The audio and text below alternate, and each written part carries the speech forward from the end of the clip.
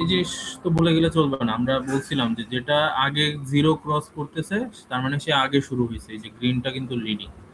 আচ্ছা, এখন এইটা কি লিডিং হওয়ার কথা ছিল? দেখেন তো এই সার্কিট থেকে, এই সার্কিটে কি ক্যাপাসিটর আছে তাই না? ক্যাপাসিটরের ক্ষেত্রে কোনটা কারেন্ট এবং ভোল্টেজের মধ্যে রেজিস্ট্যান্স তো অবশ্যই আছে। আগে বলেন যে যদি রেজিস্ট্যান্স না থাকতো তাহলে ভোল্টেজ এবং কারেন্টের মধ্যে কোনটা লিডিং থাকতো কোনটা ল্যাগিং থাকতো? ক্যাপাসিটরের ক্ষেত্রে কোনটা লিডিং কোনটা ল্যাগিং থাকে?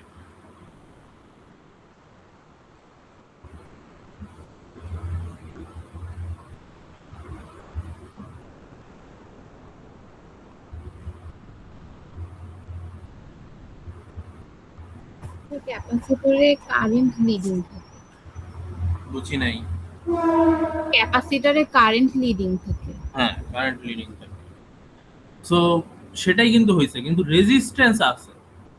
আসলে যেটা রেজিস্ট্যান্সের এখানে ইফেক্টটা হচ্ছে, যদি রেজিস্ট্যান্স না থাকতো তাহলে কারেন্ট লিডিং অবশ্যই হইতো, কিন্তু 90 ডিগ্রিতে, একেবারে পুরোপুরি 90 ডিগ্রিতে লিডিং হইতো। কিন্তু এখন কিন্তু ওই রেজিস্ট্যান্স থাকার কারণে ওই অ্যাঙ্গেলটা কমায় দিছে আর কি, 90-র চেয়ে কম অ্যাঙ্গেলের লিডিং আছে।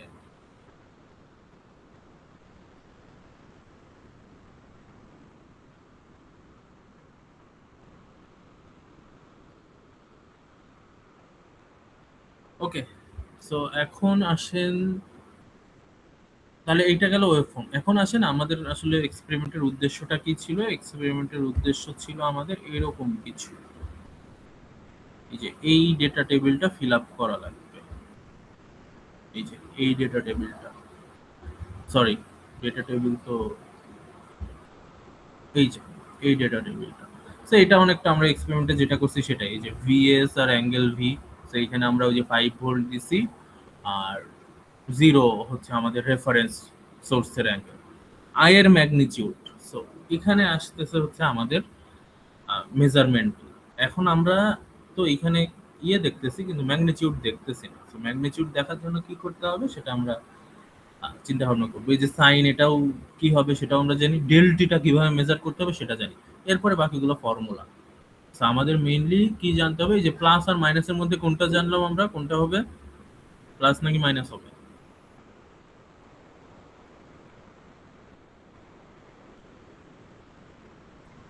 স্যার কারেন্ট প্লাস হবে।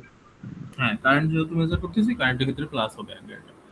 আচ্ছা, এখন আসেন এই যে এই দুইটা ঘর, কারেন্টের ম্যাগনিটিউড কত আর ডেলটি কত সেটা আমাদের মেজার করতে হবে। তো আসেন এখন মেজারমেন্টটা কিভাবে আমরা করতে পারি।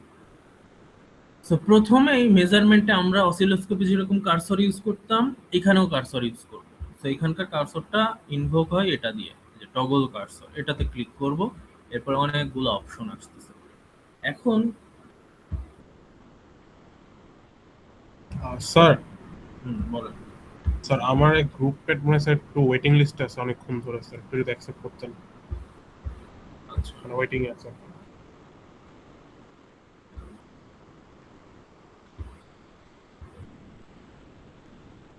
Thank you sir, sorry for interrupting. Okay. আচ্ছা, আমি এটা ক্লোজ করে দিই, আমার ওই যে আরেকটা উইন্ডোরও প্রোব কার্সর চলে আসতেছে, যেটা আমি চাচ্ছি না।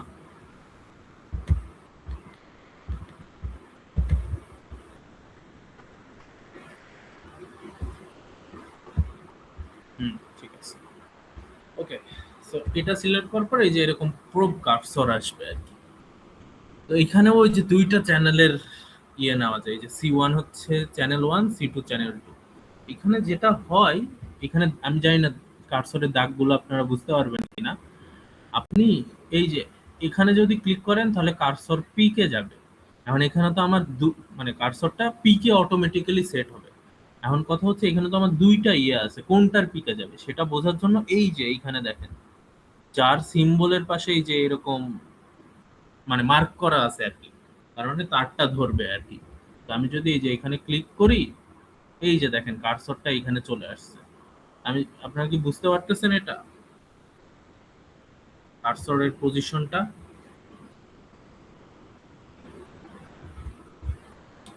নিজেরা করলে এটা দেখতে পারবেন আর কি। তো তো কার্সর এই যে এখানে আসছে এবং ওই যে সবুজের যেহেতু চেক করা ছিল সবুজের পিকে আসছে। এখন আমি যখন এখানে একবার ক্লিক করব তাহলে ও সবসময় ফার্স্ট পিক ধরবে, কিন্তু আমি যদি সেকেন্ড পিকেরও ইয়েতে যাই তখন এটাকে আরেকবার ক্লিক করব, এই যে দেখেন অটোমেটিক্যালি সে নেগেটিভ পরের পিকে চলে যাচ্ছে।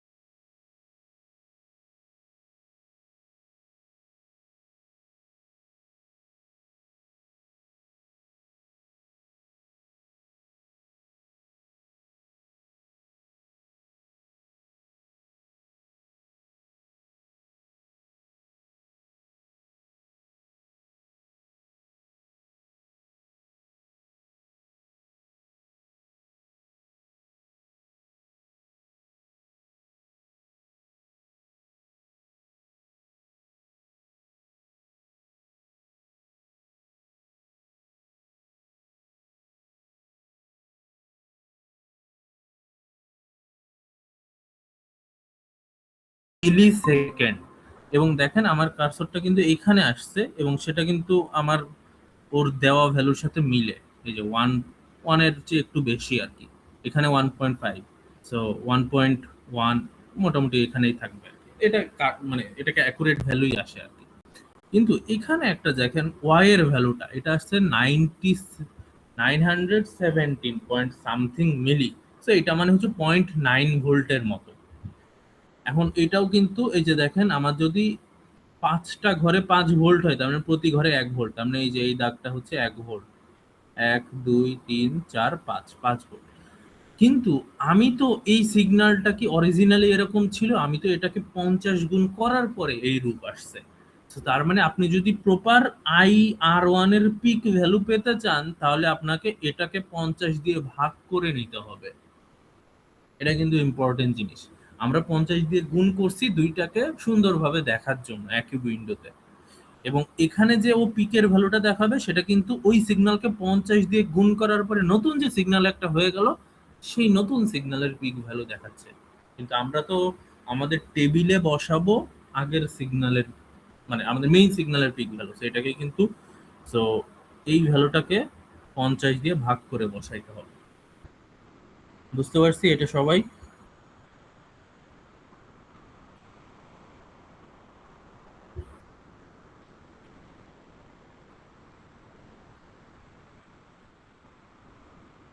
ওকে,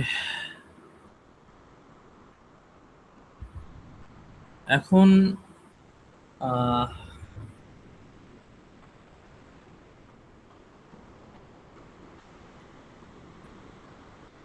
সো এখানে একটা ভ্যালু গেল। তা আমি ধরেন পিকে যাইতে চাই না বা এরকমও যাইতে চাই না, সো এটার জন্য এই যে জিরো ক্রসিং যদি আমরা নিতে চাই, সো জিরো ক্রসিং এর জন্য এই যে এখানে আছে আহ, আচ্ছা জিরো ক্রসিং আমরা এভাবেও না ইয়ে করতে পারি। আমরা এই যে এই কার্সরটাকে কিন্তু আমার ইচ্ছা মতো মুভ করাইতে পারি, এবং দেখেন সেটার জন্য এই যে জাস্ট মাউসের রাইট লেফট ক্লিক করে এই যে জাস্ট সরাবো, মাউসটাকে মুভ করাইলে ও সরবে, এই যে দেখেন, এবং সবুজ কার্ভ অনুযায়ী সরতেছে। সবুজ কার্ভের প্রতিটা পয়েন্ট যেই পয়েন্টটাই নিব সেখানে কিন্তু এই যে C1 এর ভ্যালুটা আসতেছে, মানে C1 এর ভ্যালুটাও কিন্তু সেই অনুযায়ী চেঞ্জ হচ্ছে, মানে যে পয়েন্টটাই আমি নিব সেই পয়েন্টেই ভ্যালু দেখাচ্ছে আর কি। তো এইভাবে আমি যে কোনো পয়েন্টের একটা কার্ভের ভ্যালু নিতে চাই।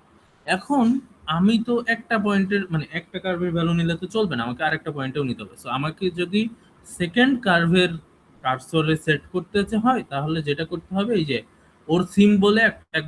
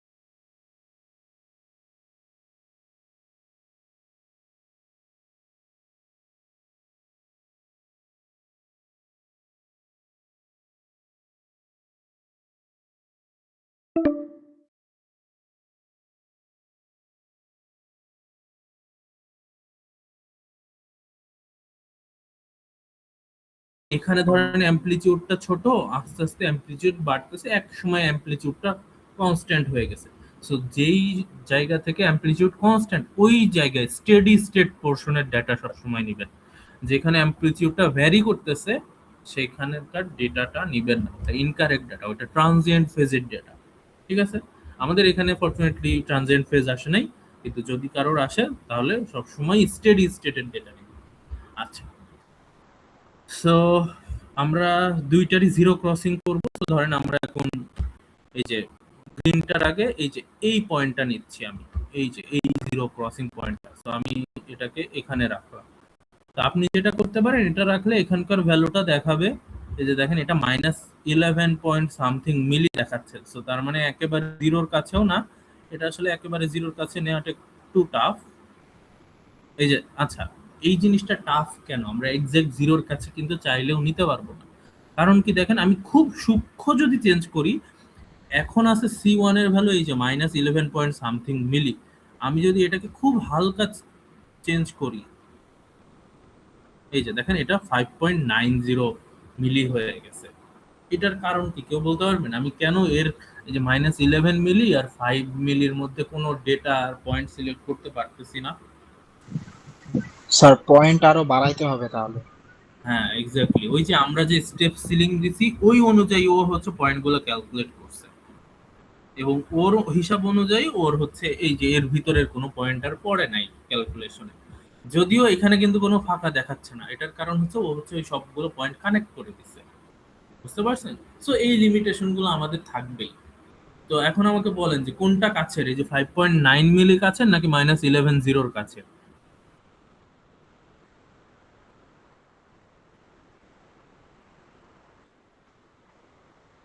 কোনটা কাছের? জিরোর কাছে আর কি, কোন ভ্যালুটা?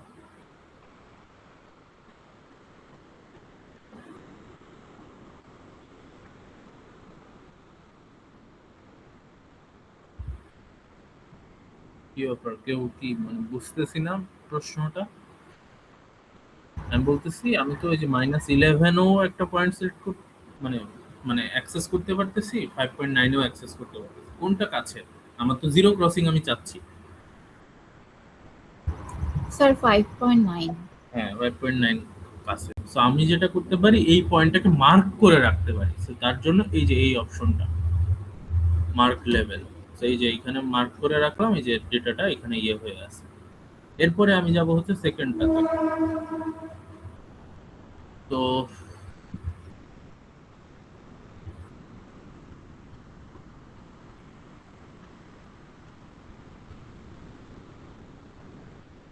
সেকেন্ডটারও এই যে ইমিডিয়েট জিরো ক্রসিং যেটা, সেটা নিব। এই যে এই ভ্যালুটা, এটাই কাছাকাছি হচ্ছে, কোনো ইয়ে ভ্যালু কি হচ্ছে কিনা আমি জানি না।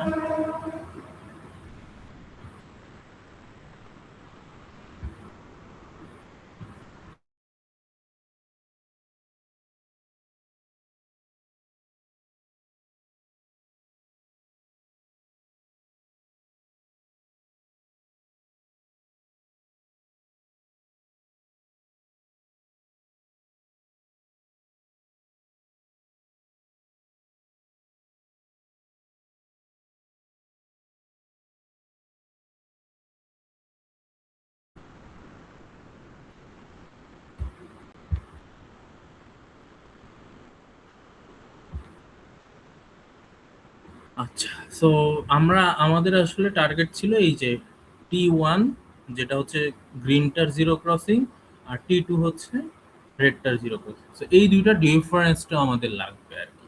এই দুইটা ডিফারেন্সটাই হচ্ছে মানে এই যে 0.999 মিলি -902 পয়েন্ট সামথিং মাইক্রো, এই দুইটা ডিফারেন্সটাই হচ্ছে আমাদের ডেলটি। এই এই যে ডেলটি, তো এই ডেলটি পেয়ে গেলাম। এটাকে মিলি সেকেন্ডে বসাইতে পারেন, বা আপনার যেটাই বসান না কেন, ইউনিট গুলো ঠিক মতো দিলে সিমিলার ওয়েতে আয়ের অ্যাঙ্গেল বের করবেন। আর এই তো, এগুলা তো বাকিগুলা জানি। এইভাবে আমরা এক্সপেরিমেন্ট 1 করব। তো আর কোন কোশ্চেন আছে কিনা?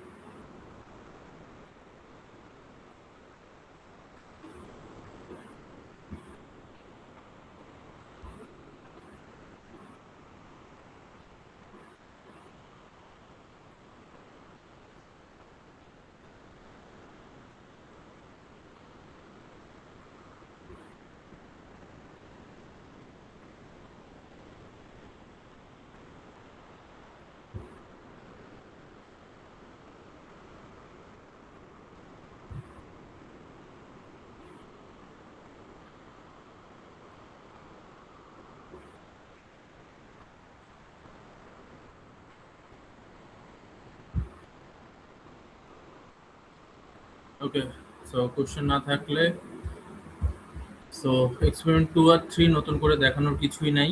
ডেটা মেজারমেন্ট যেহেতু এখানে দেখায় ফেললাম, বাকিগুলো নিজেরাই পারবেন। কারো কি মানে কোনো কিছু দেখানো থাকলে এখন বলতে পারেন, আমি দেখায় দিব। এক্সপেরিমেন্ট 2 আর 3 তেও এই যে এরকম ভাবে ভোল্টেজ নিতে হবে এবং এই ভোল্টেজগুলো কিভাবে নিতে হয় সেটাও আমি দেখাইছি, কিন্তু এই যে ডিফারেন্সিয়াল মার্কার প্লেস করতে হবে প্রতিটাতে। ভিআর, ভিসি, ভিএল সবগুলোতে ডিফারেন্সিয়াল মার্কার প্লেস করে আপনি সিমিলার ওয়েতে ডেটাগুলো নেবেন আর কি।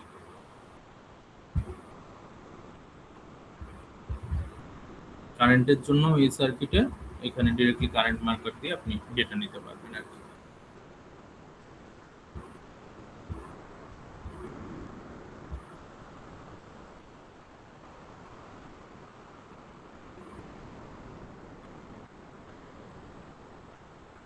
তো কোনো পোর্শন কি দেখানো লাগবে এক্সপেরিমেন্ট 2 আর 3 এর?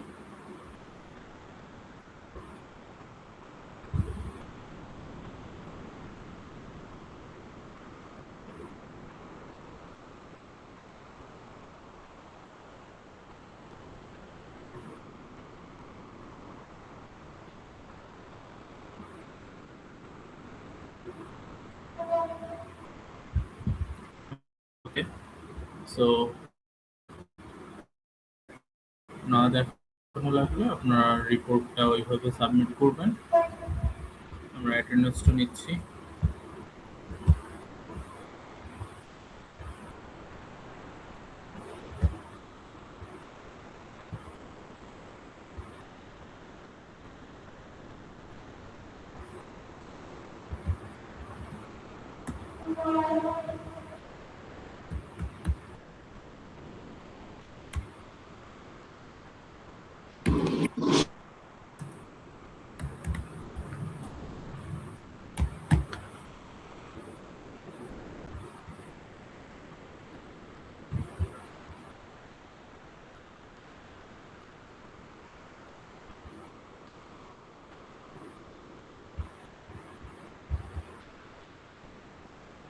স্ক্রিনটা দেখা যাচ্ছে?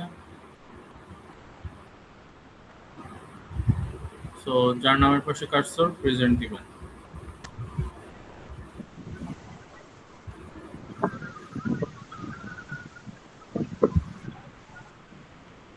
Present, sir. Present sir.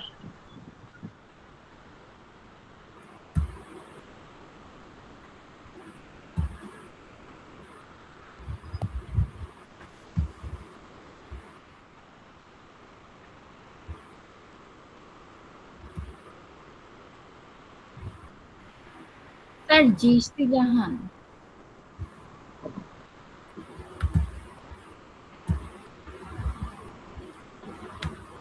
Present sir. Present sir. Present sir. Present, sir.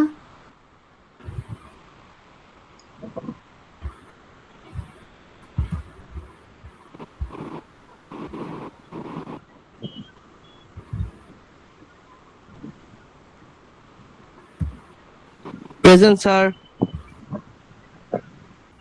Sir Sir, serial one. I miss this.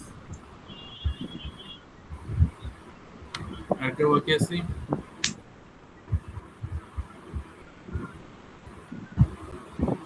Sir lab report নিয়ে কোশ্চেন ছিল।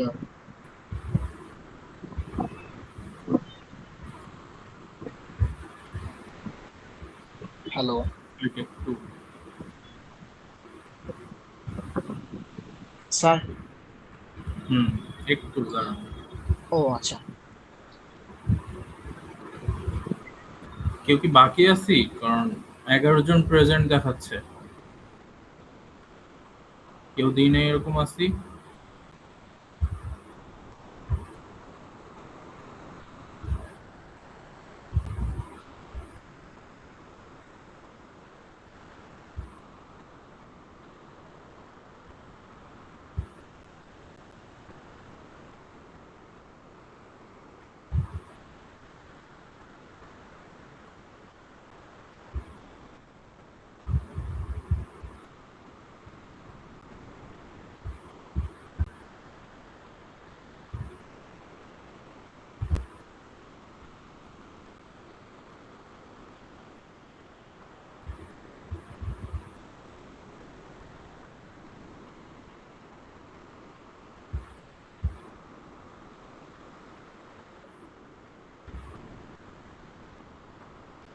আপনি এতক্ষণ কি করতেছিলেন?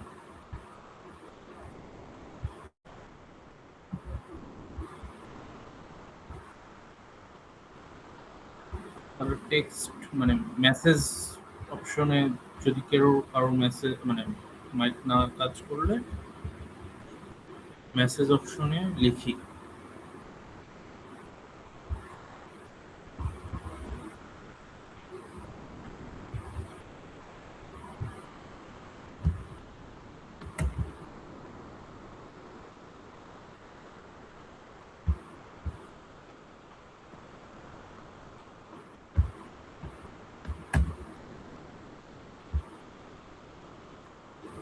প্রজ্ঞা পারমিতা, আপনি কে আছেন? জি স্যার। আর এই তো মোটামুটি 1 2 3 4।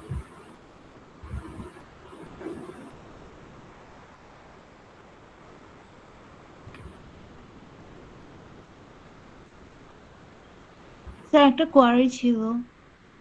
বলুন। স্যার আমার নাম্বার পাশে n/a দেওয়া কেন? আমি এক্সপেরিমেন্ট 1 এ প্রেজেন্ট ছিলাম।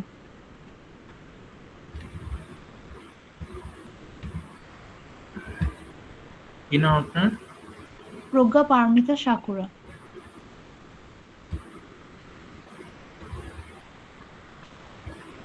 ঠিক আছে, এটা ঠিক করে দিব। Okay sir. আচ্ছা,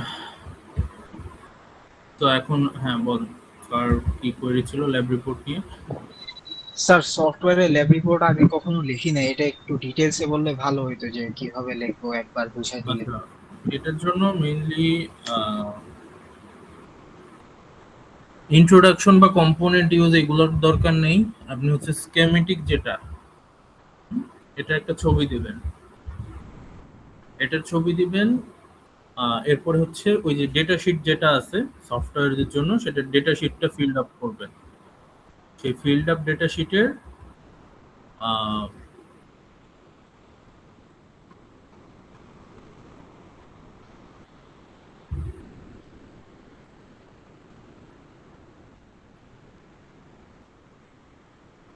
তাহমিদ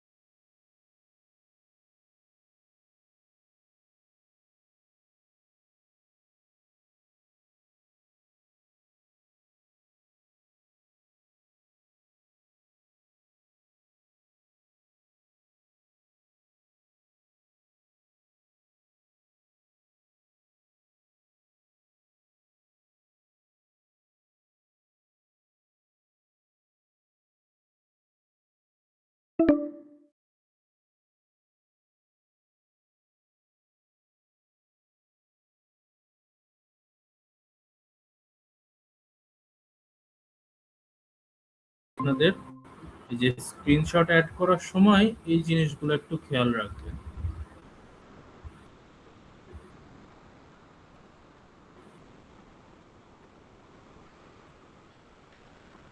এই যে দেখেন এই ওয়েভফর্ম গুলো অনেক চিকন না লাইনগুলা, তো এটার জন্য এই ওয়েভফর্ম গুলো একটু বিউটিফিকেশন বলতে, এই যে প্রথমে একটা ওয়েভফর্মে লেফট ক্লিক করবেন মাউসের, তারপরে প্রপার্টিজে ক্লিক করবেন, তারপরে এই যে উইডথটা, এই উইডথটা একটু বাড়ায় দিবেন, তাহলে মানে জিনিসগুলা মানে বোঝা যায় আর কি। সিমিলারলি এটার জন্য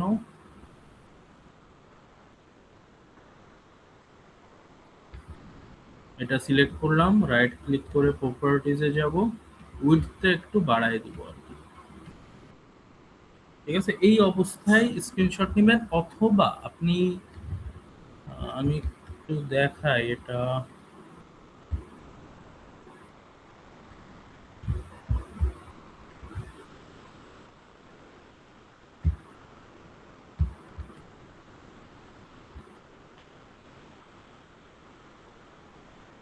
ওকে, হ্যাঁ এই অবস্থায় স্ক্রিনশটটাই এনাফ। তবে এটা ইয়ে রাখবেন যাতে এই জিনিসগুলো বোঝা যায় যে কোনটা কার ডেটা, ঠিক আছে, কোন কালারটা কার, এই জিনিসটা যাতে বোঝা যায়।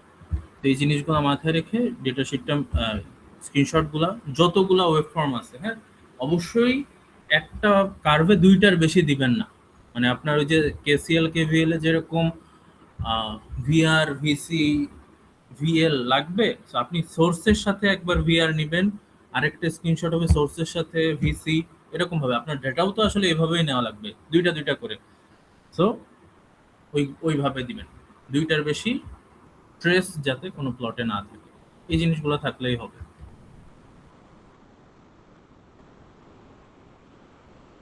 ওকে,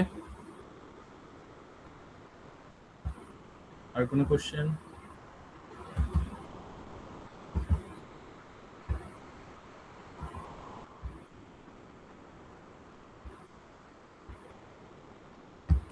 তাহলে স্যার শুধু মানে স্কেমেটিক আর এর ছবিটা স্যার ডাটা শিট আর হচ্ছে ওয়েব ফর্মের স্ক্রিনশট এটাই শুধু দিব।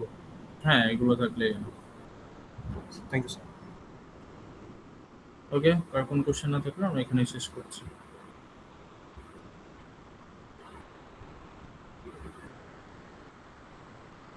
ওকে, আমি কলটা এন্ড করে দিচ্ছি।